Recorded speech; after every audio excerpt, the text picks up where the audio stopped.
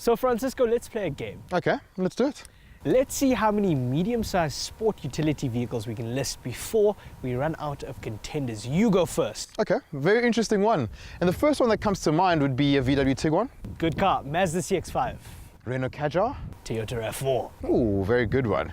Well, we can actually go on all day, but now we've got a new one. Another one to add to the list, it is the Honda CR-V.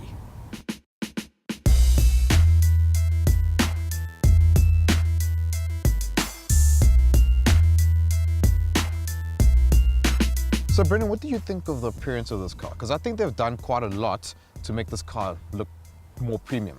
I agree, it is an attractive car, this Honda CR-V. Interestingly, I did some research, all of 10 minutes on Wikipedia, and I found that the C in the CR-V moniker stood for compact. I mean, this thing is anything but. Yeah, it's not compact. You know, it's at obviously all. had to adapt to how the segment has evolved, but it really is an attractive car, especially in this shade of burgundy. It does, especially in this color. Because I mean, the moment you go silver, you go white, the car kind of loses its shape or its form. But little things for me, like just add to the whole, you know, the way they want the car to look. For instance, you've got the LED lights, you've got the shiny alloys, and it really does just make the car look that much more premium. Yeah, or an air of premiumness. Yeah. At the very least. I also dig those L-shaped rear tail lamps. Exactly. Nice touch. Exactly. But for me, the most interesting part of the car is the inside. Probably my most favorite, actually. Definitely. You know, it's quite a big step up compared to the old car, as we'll find out shortly.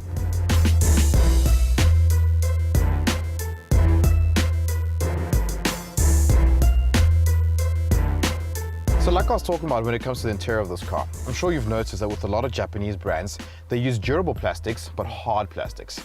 And that's something that's not in this car. Actually, everything to touch feels great.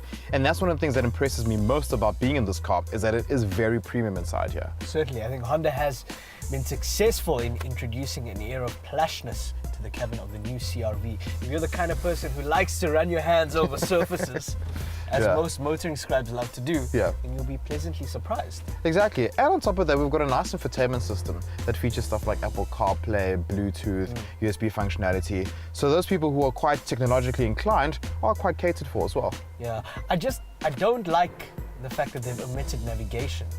Very true. Interface. And it's quite an interesting thing because on one side, you get people who don't want to pay 30 grand for an option. And at the same time, you get those people who do want it. So it's amazing the stance that they've taken when it comes to the navigation side of this thing. So I mean, if you can get cars in the B segment end of the market with standard nav, yeah, well, it's Honda's excuse. very true.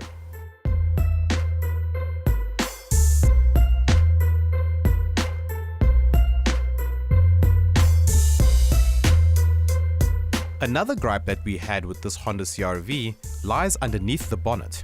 We were driving the 2-litre normally aspirated version mated with the CVT gearbox, which we found to be rather sluggish, especially up in Johannesburg. For those at sea level, the engine may be adequate, but that being said, we still wanted more power. As a result of the sluggish engine, fuel consumption does suffer as you tend to be heavy-footed, especially when overtaking. On the other spectrum, where the Honda CR-V does do very well, is how the car feels behind the wheel. The premium nature of the interior has been translated into the way the car drives. It's comfortable, refined, and very quiet, which are important factors in a family car. Despite the size of the car, it feels nimble around corners and not leery as do other cars in this segment. Overall, the ride quality does in a large way negate the lack of power the engine produces in the 2-litre CVT. However, Honda has decided to release a 1.5-litre turbocharged engine, which will be the one you want as it has more torque, which makes it more usable in the city and on the open road. Brendan, I actually only noticed now that you actually came matching the vehicle.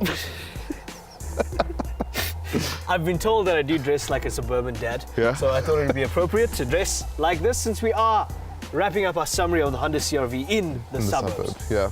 But overall, I actually think this is a very capable vehicle. But I honestly think there's just too much competition right now. when this car came out in the 90s, it was leading the way. You can really say that it was one of those cars that pioneered the segment.